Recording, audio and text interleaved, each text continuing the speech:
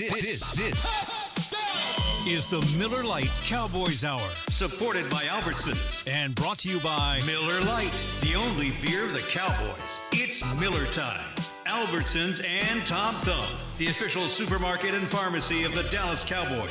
Lucchese, the official bootmaker of the Dallas Cowboys. Blockchain.com, trusted by millions, trusted by America's team. And by Omni Hotels and Resorts, the official hotel of the Dallas Cowboys. Now, your hosts, Kristi Scales and Brad Sham. Welcome, everybody. Welcome to another season of the Cowboys Hour. Thank you very much for joining us tonight. And welcome, Kristi Scales. What a fun thing to get to do this with you again. Glad to be back. It's been a while, and thanks so much. And I'm glad that we're talking tonight like this, and it's conversational. We have an awesome guest coming up because, Brad, as you know, during games, people don't like to hear from me because it's on the sideline, and in games, it's usually That's a little bad harsh. news. That's It's bad news. I'm used to being the IRS agent of the Dallas Cowboys radio network. You don't want to hear from me, but man, there was a little too much airtime yesterday, and the injury situation, the injury bug bit big time in week one. Yeah, unusual to have that bad a game compounded by so many serious injuries, and we'll get to that in just a second. I do want to tell you that this week and next week, we are coming to you without a live audience from the podcast studio at the Cowboys headquarters at the Star, as we're working on a couple of technical things with some new equipment. And then in a couple of weeks, we will be out at various locations in the Star District, and we will tell you where they – do you remember where the first one was? I have it here somewhere, but not right in front of me. So we'll give you plenty of notice. It'll be at various locations throughout the Star.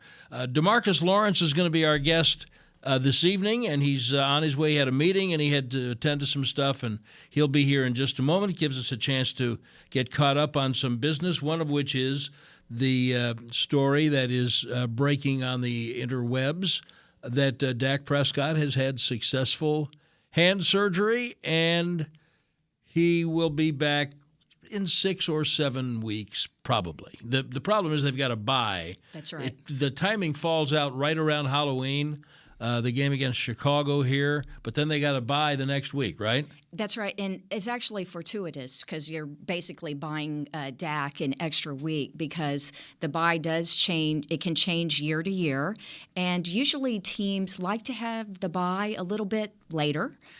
Because you get a little bit of an extra break as you go into the final. I would say sometimes as late as the final third of the season. I know that a lot of coaches or players have said that they don't like to have the bye too early. You kind of want that sweet spot of right in the middle. But the way that it's set up this year, because of the injury to Dak, it may actually be very good timing. So before I forget, we want to welcome all of you who are joining us wherever you are on the Cowboys Radio Network. And if you're streaming on DallasCowboys.com, whatever day you're doing that, then you can see us. So hi. Wish you were here, and in a couple of weeks you can be. Yeah, we'll see you in the Star District. Exactly right. So, so the Cowboys will make roster moves.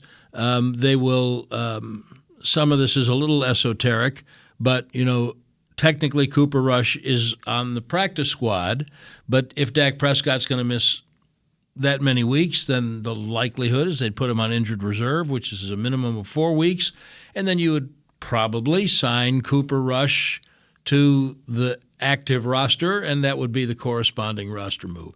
And sadly, they have a couple of others that they're also dealing with, and all that Mike McCarthy would say today is that, by the way, Dak's surgery was successful. Did I say that? Yes, you said that. That's the number one thing, the number one concern of Cowboy fans right now. And so, look, it's one game. It was a horrible game, and the injuries are terrible, and this is why we watch sports, for stories like people getting their chance, and that's what Cooper Rush is going to get right now. Now, the other injuries are also impactful, and they involve – and the only thing Mike McCarthy would say at his press conference today was that Connor McGovern, the left guard, would not be available this week against Cincinnati, and Jaron Kearse, who's the big Swiss Army knife of the defense, would not be available against Cincinnati. Now, all I know is Connor McGovern was in a walking boot in a locker room last night, and Kearse left on crutches. That's right. So I think they might miss more than just one game. Exactly. And McGovern, only 7 plays. That injury happened at the 11:22 mark in the first quarter, the opening series, and so he was replaced by Matt Farniak, who is backup guard, backup center. The coordinator spoke today following Mike McCarthy, and so one of the questions for offensive coordinator Kellen Moore was, how did Farniak do? And he said he battled hard. And so he didn't give a grade, and Kellen's not going to give grades anyway, but he talked about grit and battling hard. But the thing about Farniak, in his work in training camp and in preseason, and he got a lot of preseason snaps, but so much of it was at center because he's the backup center. So to not only get thrown out there for extended playing time, but to be thrown out there at a position that you didn't get that much work at. And, oh, by the way, it's Vita Vea and Akeem Hicks crossing one of the best defenses in the league, a really stout defensive line. Good luck to you, young man. Yeah, you put Hicks and Vita Vea together, and I'm not joking, that's 700 pounds of defensive tackle in the middle of the line there. So, but looks like we'll be seeing a lot more of Farniak moving forward. But then it was interesting, Brad, because you mentioned Jaron Kearse, and that was actually a knee injury. And he's a Swiss Army knife, as you say. Such a unique, with his size and physicality, being able to drop him in the box, and yet he's good in coverage. You can match him up with tight ends. You can match him up, not with the small. And here we go. We're talking about defense and matchups, and here is the one person that offensive tackles they don't want to see lined up across from him on Sunday, because he is not only a great defensive end, great pass rusher, great run defender, but one of the best leaders that Brad and I can think of in recent memory for not just the Cowboys defense, but for the This is whole called team. Kristi is vamping while he settles That's into right, his chair. while which DeMarcus has gets successfully happened now. And please welcome number 90, Cowboys defensive end, DeMarcus Lawrence. Yeah, Welcome. that's right, except when he's a defensive tackle and all the other things. Appreciate you coming in. No problem. Thank Yeah, y'all there for we go. having Get me. your mic. So we were just talking about the injuries, all of the injuries. Whew, what a night. And we were just talking about the one to Jaron Kearse. So let me ask you, first of all, he does so many things, and Dan Quinn said at his session with reporters today he's not sure he's ever asked a safety to do as many things as J.K. has done for you guys in the last year, because he can do them. Right. And it allows Quinn to come up with new schemes and things. So how do you assess the just the football impact, first of all, of losing him for however long he's going to be out? Yeah, I feel like the guys know it's going to be tough. It's hard to see a good caliber player like, Jaron Kearse go down, but we're going to have to prosper through it and, fight through it. But it also gives us an opportunity, to see how good we can be without him. Yeah, and I feel like that's going to be, the interesting part about it. Without, Dak also, or, some of the guys on the offensive line, I feel like it gives the young guys the opportunity to go out there and play, find themselves in the system, and for all of us to, learn how to put the team on our back and, grind it out and get some wins. Well, you opened the door, so we have to when you lose the quarterback, it's a unique position, and when you lose him for a period of time in the first game, it's kind of like being slapped, isn't it? A little bit. Oh, yeah. And so what? So talk to us a little bit about what's the collective mindset when you know that he's not going to be there for a while. Yeah, got to rally the troops. I feel like all the guys in the locker room feel like we prepared well throughout this whole training camp. And, even though, we lost last night, lost a few key guys.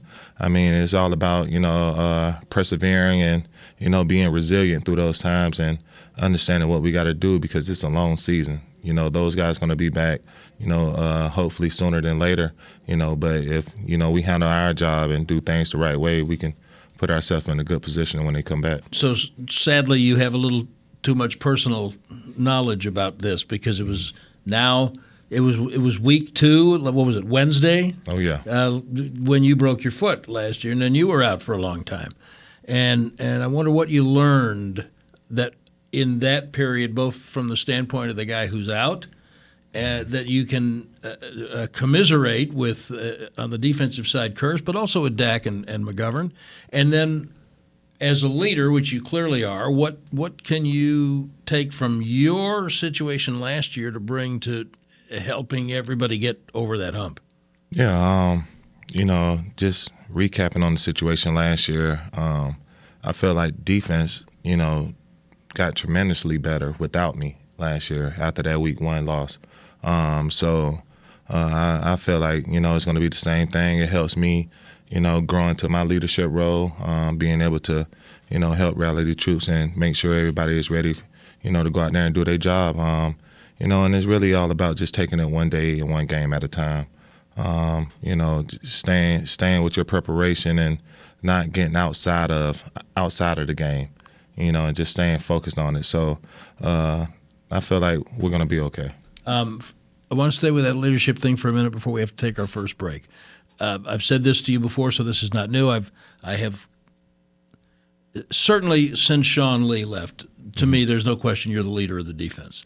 Now, the kid who came in and joined last year, he may get talked about a little more because he's pretty good. Oh yeah, number 11. But to me, and I thought what J.K. did for you guys last year as a leader, especially with you not available, I thought it was remarkable, and it was. I think it changed his career. Oh yeah.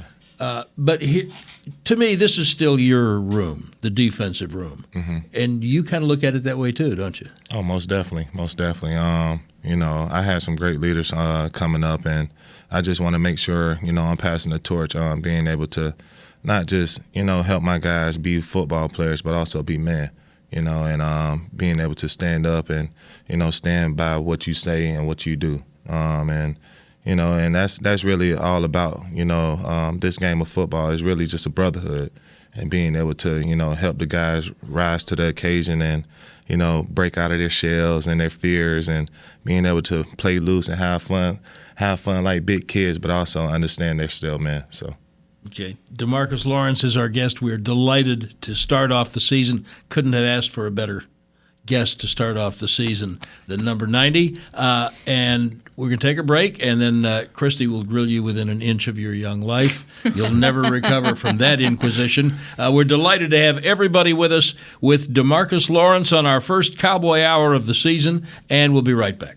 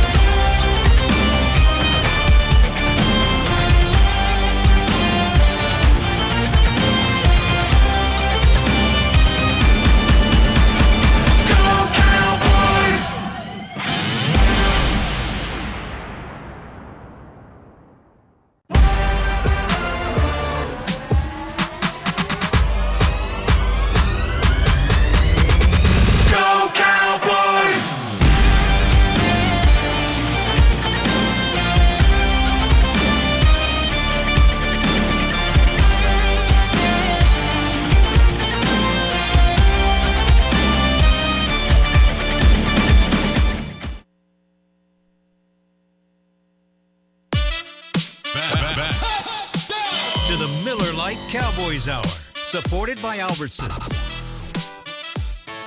When it comes time to shop for tailgate favorites. That's your handwriting. That's my handwriting. Can you not even read your own I cannot handwriting? read my own handwriting. But when it comes time to shop for tailgate favorites, go to Albertsons and Tom Thumb. Get 10% off your groceries every Dallas Cowboys game day when you wear your Cowboys jersey. Albertsons and Tom Thumb, the official supermarket and pharmacy of the Dallas Cowboys. Now, here's a question. If you wear a number 90 DeMarcus Lawrence jersey to Albertsons and Tom Thumb on game day, shouldn't you get 90% off instead of 10%? That would be a lot, but yes. Yeah. Talk to Carol about that. Yeah. We'll make that. I'm Kristi Scales along with Brad Sham, and for tonight's season debut of the Cowboy Hour, we're so happy to be joined by the leader of the Cowboys defense, number 90 defensive end, DeMarcus Lawrence.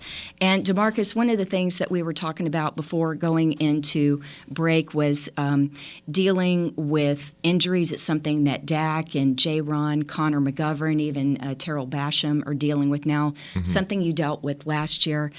And I think that fans and media, they focus on the physical part of the rehab and the time getting back. But I wonder what's more difficult from the player's perspective. Is it that physical part of it, or is it the emotional part? Of the recovery? Yes. Yeah, I say it's the emotional part. We're doing physical work every day, all day. So the physical, you can take that out of the equation. It's just more of the mental side of it, of your mind not breaking down, of you not being able to be physical.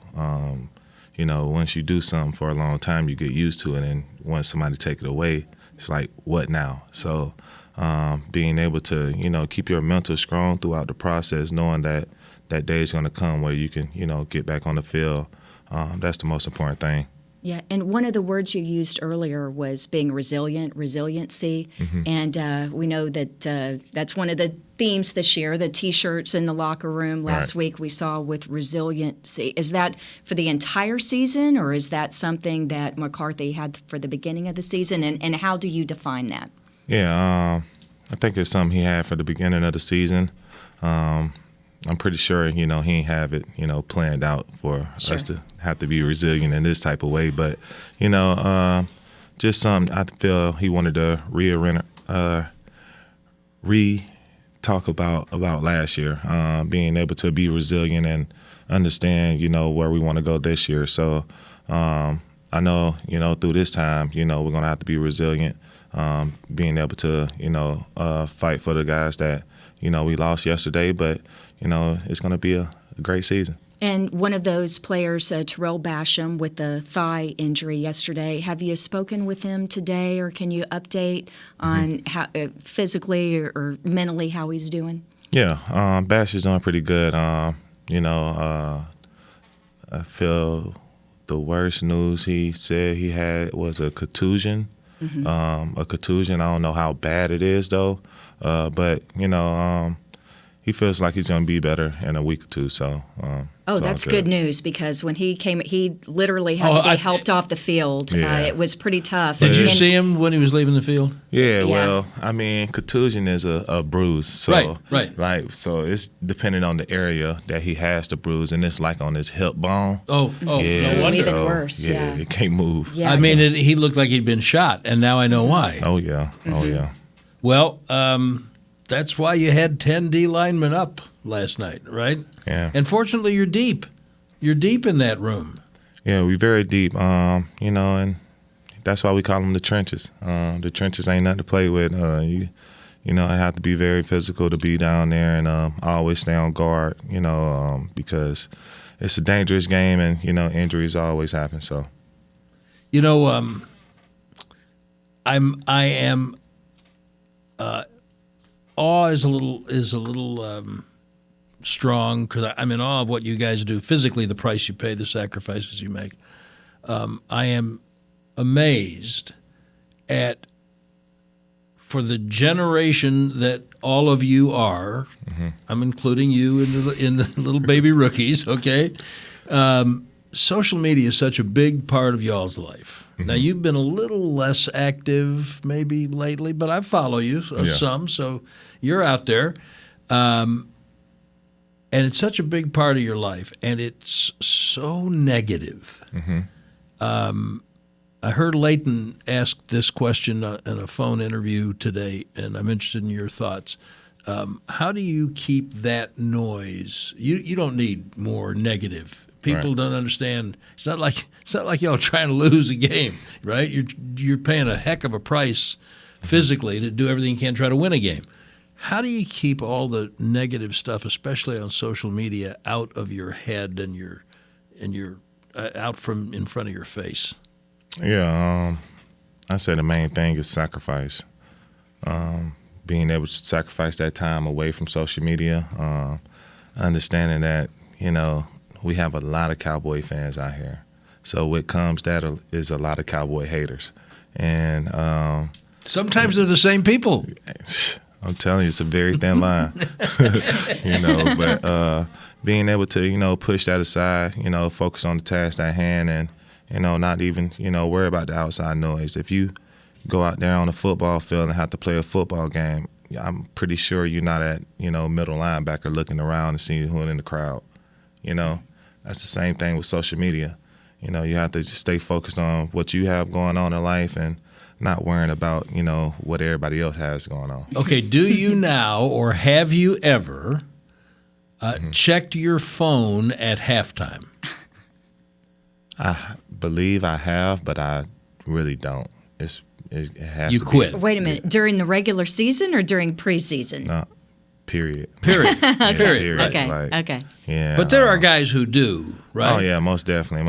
And, I mean, more power to you if you feel like you can stay, locked in on your game and then, who's texting you or what's on social media. Yeah. Now, with your three kids, right? Any of them old enough for four? So, any cell phones yet, or having to monitor all? I mean, but like really into all that, and so you're having to. How old's your oldest? Be the dad. My oldest is 16. Oh, so, well, yeah. So you're having to control. You're out of luck. Now, are they able to? Do you ask them to avoid some of the things that are said about the Cowboys, or you're getting it reported back to you by your kids?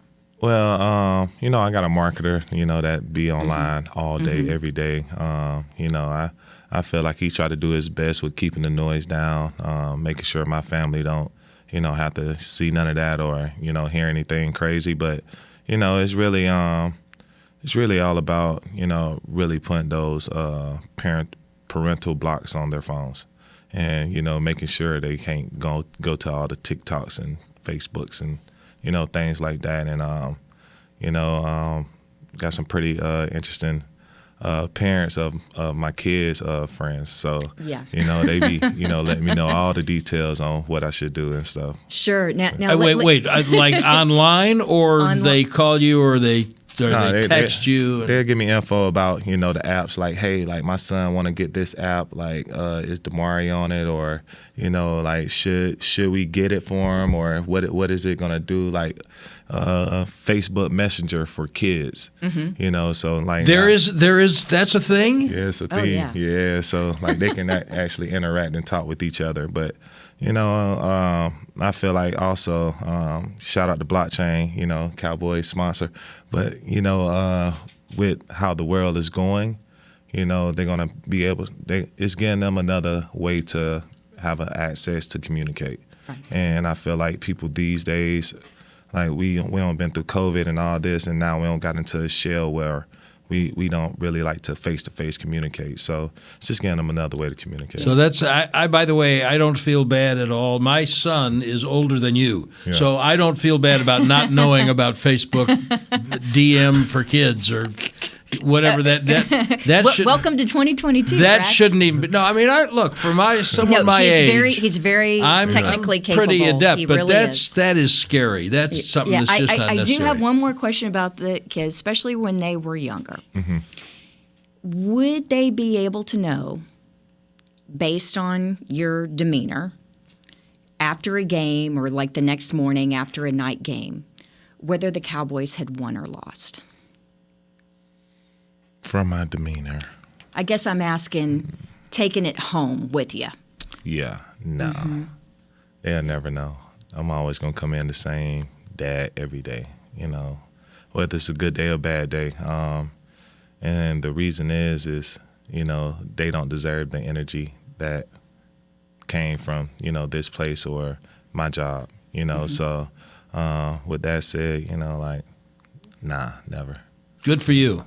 Good for you. It takes a strong man. I mean, because the first thing they're going to do when you walk through the door is dad, dad, dad, dad, dad. And it's like, you can't push your family away. Right. And when they're young, especially when they're younger, they may know that you're a football player, but they don't care if you won or lost. They just know you're back home. Absolutely. And that is, to me, that is a tremendous perspective lender. It kind of makes you remember, yes, that what I do for a living is important. That's why I put so much into it. Right. But this is my life.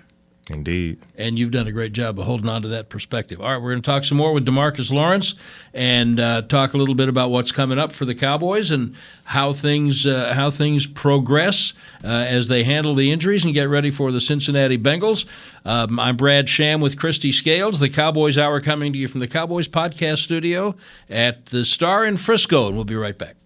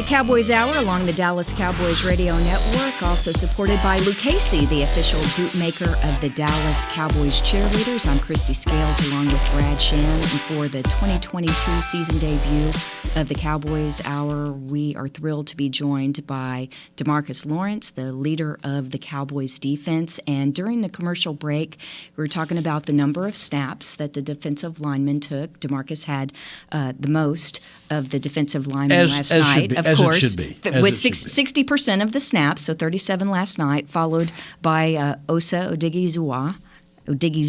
And so, but we were talking, and then Dorrance Armstrong, 28. But we were talking about, you thought that Osa played particularly well last night. Can you just, even though it was only gave up one touchdown, it was a 19-3 loss to Tampa Bay, but could you speak specifically to the play of the D-line?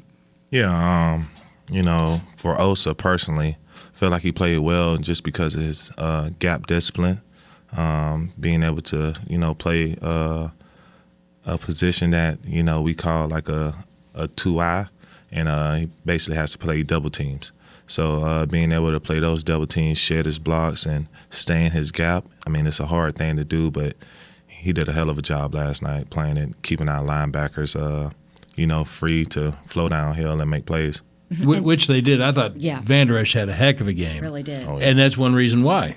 Absolutely. Have you watched the tape yet? Yeah, we watched it this morning. As a group? As a group, as a team. The whole team? No, not the whole team. Defense. Just as a defense. As the defense. Yeah. And then do you, so it's a night game. You watched it this morning. What time did you come in? Came in around 10 o'clock. Yeah. Wow. Yeah. I'd done a couple of phone calls by 10 That's o'clock. the life. Yeah, we That's the feel life. like two percenters come in. It is the life. You're right. It is the life. Well, one of the things that the media had this afternoon was the opportunity to not only hear from Coach McCarthy, but the coordinators are made available on Monday afternoon following a game. So we heard from Dan Quinn, the defensive coordinator, who also works so closely with the defensive line. But Dan's different from the other coaches because he comes in and makes an opening statement before he takes questions. And, of course, he brings that DQ enthusiasm. I wish those of you who are not watching the live stream could see the grin on D-Law's face right now. That's Quinn does that. Please tell me what he said. Okay, he opened it up. No, and I'm going to ask, what he said, DQ told us that when he came in, he had 3 words. What, so what, and now what? So I would like to ask the question, for your perspective, DeMarcus Lawrence, following last night's loss to Tampa, what, so what, and now what? So the what is, we lost. The so what is, so what are we going to do about it? We're going to sit here, frown, pout, or we're going to learn from it and get better. And the now what is, now we have to, put that behind us and focus on the next opponent. We can't sit here and, drown in the past. You have to be able to put it behind you and, keep moving forward. So.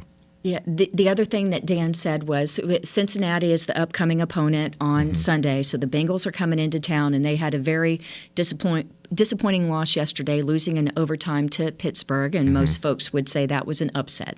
Of course, Cincinnati was in the Super Bowl last year. So I'm going to paraphrase what Dan said. Dan said, we're going to have 2 teed-off teams coming on Sunday. I assume you would agree with that. And can you just talk about the mindset when, it is a disappointing opening to the season, and you got to get things going in week 2, but it is a tough opponent. Right. It's going to be, a fight for sure, but it's just really all about getting that first win.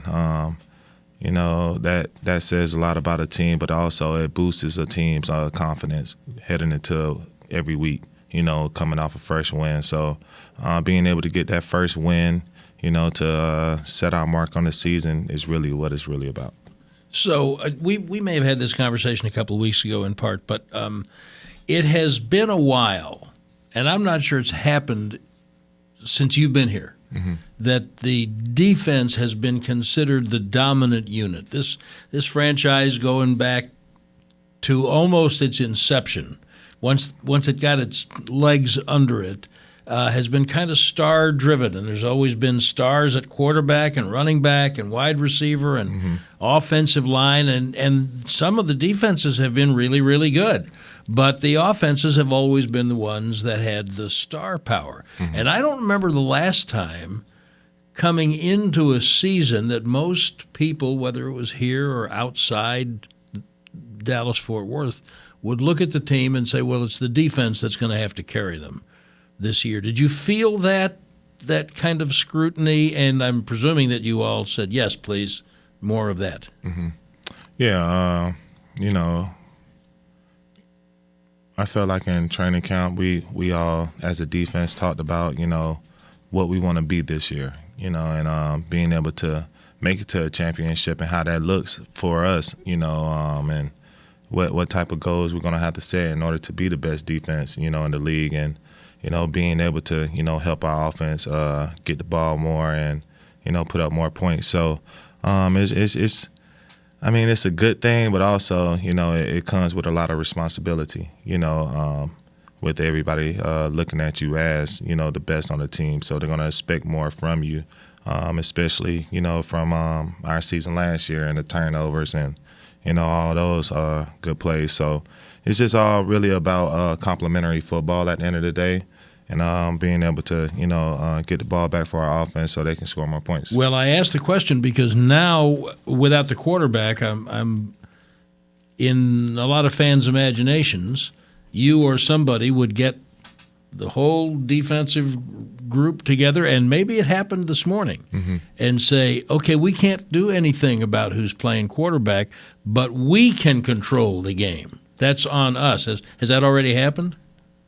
I think we'd be forgetting that Cooper Rush won us a game last year. Oh, I haven't forgotten. Don't worry. I haven't forgotten. Cooper Rush is going to win us some more games this year. Yes, I'm saying it.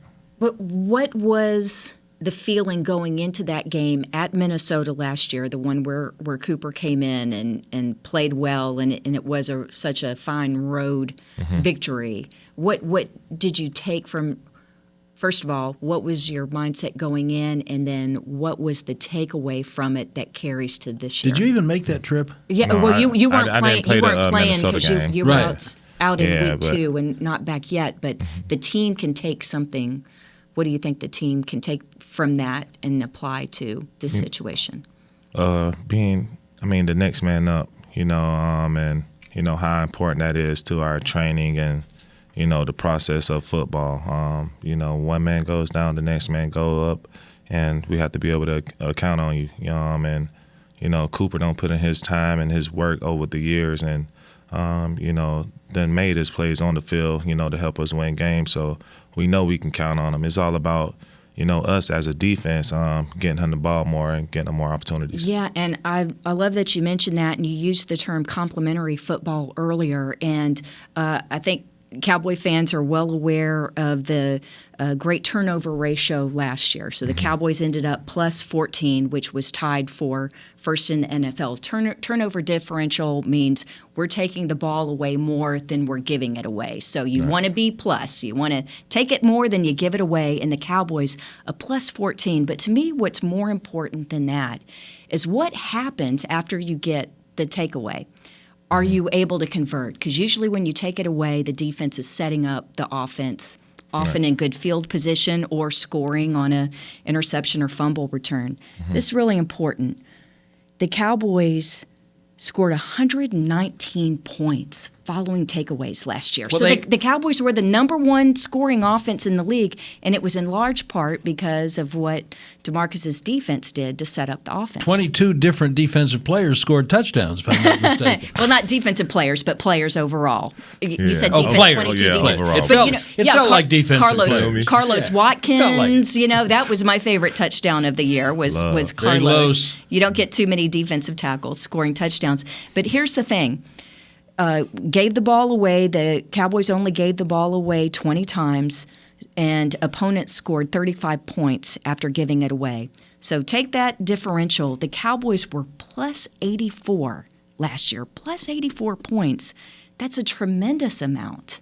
And so to me, I thought that was the whole key of the season, just looking back and how you were able to play that complementary football. Oh, yeah. Yeah, and I feel like, that was the highlight of the season, too. If your offense had more opportunities to score, you should win. Yeah. That's it. Yeah. How many defensive players did score? Oh, defensive players. You scored. Defense. Yeah. You scored. Hang on, I'll Dig go through. scored. 5. That's incredible. Nashon scored on a special teams play. A DA blocked a punt, I believe. So that I'm not sure if I count that as No, defense. that was Chauncey, right? Chauncey picked that ball up on the block punt. Well, Nahshon also had one on a blocked kick. Kristi's going to look that up. I'll look it up. I want to go back to this because I hear what you're saying, and I totally am not underestimating Cooper Rush. I was on a national radio show this morning, and everybody's looking for a ledge to crawl out, and I said, hey, this is why we watch sports. All right. People put their time in and pay their dues and make their sacrifices for their chance. Well, Cooper Rush now has the best chance of his life in the NFL. And so let's let him have his moment. Let's see if he's equal to it. And at the same time, your defense was, as Kristi is spelling out, so dominant last year that I'm just wondering if you don't look at each other and say, okay, let's make sure we give him a little extra help. Oh, most definitely. And that's how we want it to be. We want the team to be able to look at the defense and say, all right, make sure we win this game no matter what. And being able to be put on that pedestal, I mean, it comes with a lot of responsibility, but no doubt, we don't take it for granted, not one day. So, I feel like we're going to definitely, give Cooper the opportunities that he needs to make the plays to help us win games. If not, we just going to score the ball. There you go. How many of them scored? So Kristi? Trayvon Diggs scored, Dorrance Armstrong, Chauncey Golston, of course, D. Law, Carlos Watkins, and Nahshon Wright. 1, 2, 3, 4, 5, 7. Nahshon, I think Nahshon's was on Yeah, the kick. that would count as a kick. So six different defense. But you know what? He plays defense, so let's give it to the defense. Okay, fine. Our guest all is right. the leader of the defense. I could have sworn 4 of those guys was D linemen. Right? Well, yeah. Well, let's see. Golston, And you. Armstrong, D. Law, Yeah, and that's Watkins. right. How about and that? Watkins. How about 4 that? defensive linemen. Now find me another time when that happens. So y'all get going. And Micah, by the way, Micah didn't score anything. Oh yeah. Oh, we'll man. make sure he get on the board this year. Okay, very good. DeMarcus Lawrence is our guest. We're going to take one more break and be back with a little bit more of our inaugural Cowboy Hour of the season. Come back with us.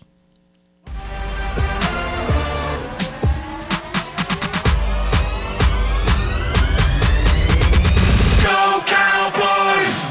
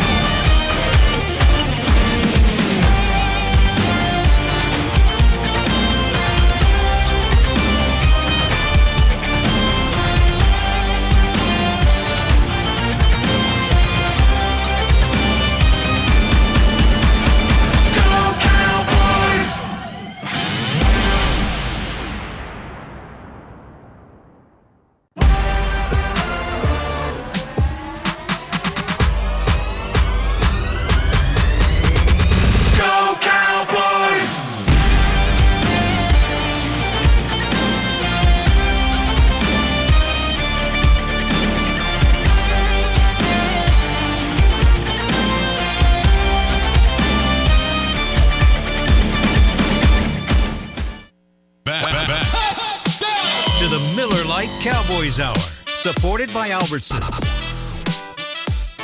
The Cowboys Hour on the Dallas Cowboys Radio Network is also supported by Papa John's. Better ingredients, better pizza. Papa John's, the official pizza of the Dallas Cowboys. I'm Kristi Scales along with Brad Sham, and for tonight's season debut, we're joined by DeMarcus Lawrence, Cowboys defensive end.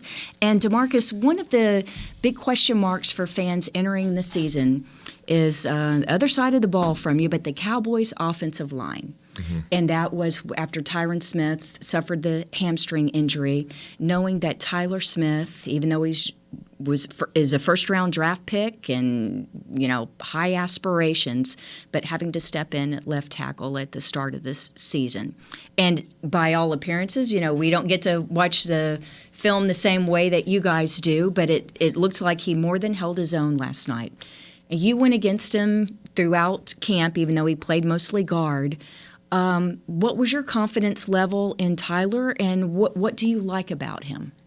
Yeah, Tyler is a great guy, personality-wise, but also, his grit on the field, but also his hands. He has good hands. He definitely held his own last night. I feel like, he's going to be able to hold his own this season, and he's just getting better with time. But I believe Tyler played tackle in college too. He did, at Tulsa. Yeah, mm-hmm. So he does has experience at tackle. With that, I feel like he took that confidence into the game.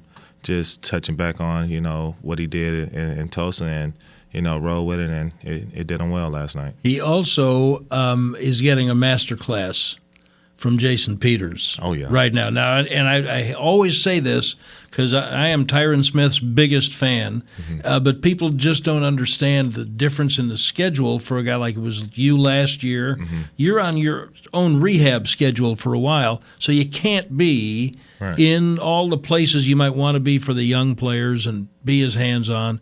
So Tyron is going to help Tyler Smith, but there are some things he's just not around to do right now. So Jason Peters, you've gone up against Jason Peters once or twice, right? Correct. And I think he's a Hall of Famer, as I think Tyron's a Hall of Famer. And I've said, Tyler has said, he's already taught me things. Yeah. I mean, like from the day he walked in. As someone who has played against Jason Peters, mm-hmm. What's it look to you like he's got left, and how just him being in the room, how will he help Tyler and also Steele? Oh, yeah. Peters, glad, like I said last week, I'm glad he's here instead of, with the green shirts. But just touching on, how powerful but also quick his feet is as a big guy. You don't see too many, 300 and he looked 350 pounds. I don't know how much he weighed, but, you don't see no guys that big with, good feet like him. Being able to go against him, I go against him and Tyron, as a rookie and, second, third year, it really gave me what I needed to be a part of the NFL. To have real man, grab you and you can't do nothing. You thought you were bad. Yeah, you feel me? Yeah, and it's really gonna make you, hit the gym and tighten up your craft, because no man should touch another man like that. So Tyron always says that he thinks the reason that he became as good an offensive tackle as he did was because of DeMarcus Ware. He said what he learned from D. Ware, he thought he knew how to play tackle until he had to go up against D. Ware. Mm-hmm. When you got here, did you think you knew how to rush a tackle until you went up against Tyron Smith? Yeah, I did. And I ended up in a boot. So you did. Yeah, right away. But when I came back, I was as mean and fierce as ever. And I feel like that's how our guys is going to come back also, going through these injuries. I know it hurts right now, so boys, if you're listening, listen. I know it hurts right now, but, soak it all up, take all that energy, all the doubt, all the hate, and come back with a vengeance. Now, when Peters came in, I've seen this before I'll really date myself, but I did it, so I don't mind. 78.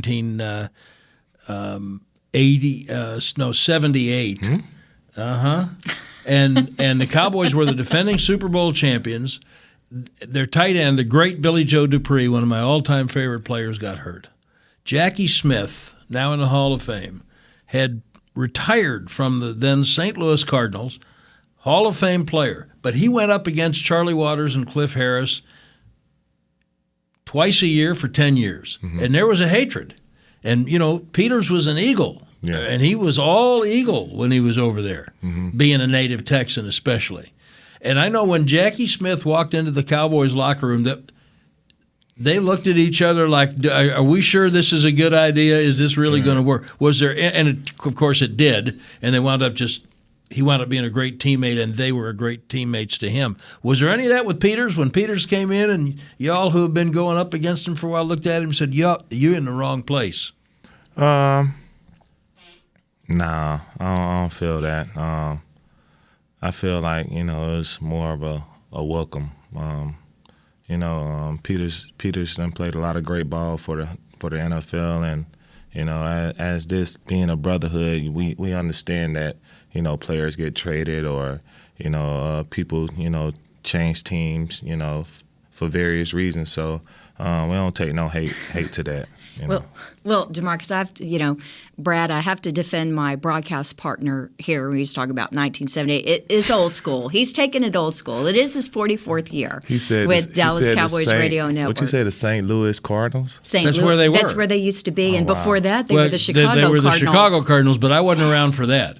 They were the St. Louis Cardinals, and they were in the Cowboys division. And they stayed in the Cowboys division when they moved to Arizona at first, but they were still in St. Louis then. That's amazing. Yeah. Amazing. So Brad's Stick with first me, year, kid. it was I'll great. teach you some stuff. It was the first year. It was the first year that they introduced the face mask. Brad's first year, so that was really exciting. Stop! They just put away the leather helmets and don't leave them hanging there. Thank you, Law. Thank you, Law.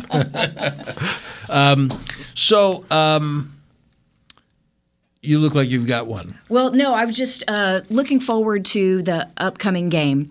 Again, we talked about Cincinnati coming off a tough loss, but one of the new players for Cincinnati at tackle is one of your former teammates, Lyle Collins. So what's it like on the field? Is there ever some fun banter or interaction or any opportunity for that between plays? Or I know it doesn't really happen, can't really He's be warm-ups. playing right tackle, isn't he? He is, but look at what's y'all look at Law's face. Yeah, absolutely. You're grinning, and please tell us why you have a grin on your face when I mentioned Lyle, because I know he was very well liked in the locker room and had a really fine career. The portion with the Cowboys. Yeah, my boy Lyle.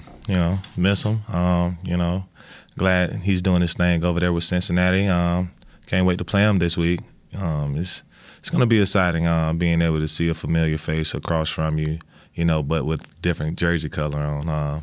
It's going to be exciting, and, just I'm going to have to go in there, recap on his game last week, see how he really did, but I feel like, it's going to be a pretty good game. But is there an advantage since you've, all those years that you would practice against someone? Of course, I guess you could say he would have the same advantage because he worked against you, but is there something to that?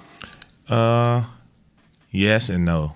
And with that said, it's because, when you think you know somebody so well, and they change one thing or they bring an extra guy over on his side, like that whole block protection changes. Yeah. You know what I mean? So it's just a game of football. But here's the humanity part of it. I guess this could be like if you were playing your brother or something. But, I mean, your job is to go mess him up.